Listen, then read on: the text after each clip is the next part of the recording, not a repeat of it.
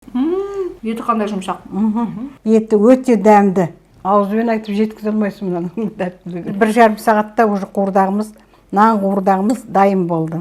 Бірінші етімізді қуырдаққа турап аламыз. Бұл қуырдақты түрлі деп айтады. Біреуі нан қуырдақ дейді, біреуі ұн қуырдақ дейді, біреулер кеспе дейді. Біз енді нан қуырдағын жасайық деп жатырмыз. Етімізді турап алдық, қазір жуамыз, сосын қуырамыз. Май құямыз, сұйық май. Етіміз саламыз. Қуыруға қойдық, араластырамыз. Нан қуырдағымыздың нанын басып аламыз. Әуелі ұнды елейміз, жыл суға 1 қасықтай тұз саламыз. 2 жұмыртқа қосамыз. Жыл суын құямыз. Қаттығы басу керек. Енді бұл нанның иығану керек. Қуырдағымыз қайнап жатыр, тұз саламыз.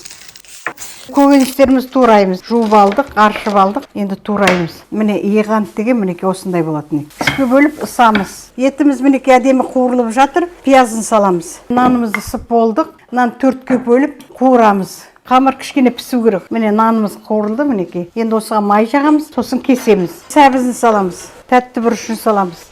Енді кесеміз. Енді нанын саламыз үстіне. Қақпағын жабамыз. Буында наны піседі. Міне нан қуырдағымыз дайын болды. Енді табаққа түсіріп аламыз. Керемет топсы. Еті де, наны да прям масқара. Міне нанын қара.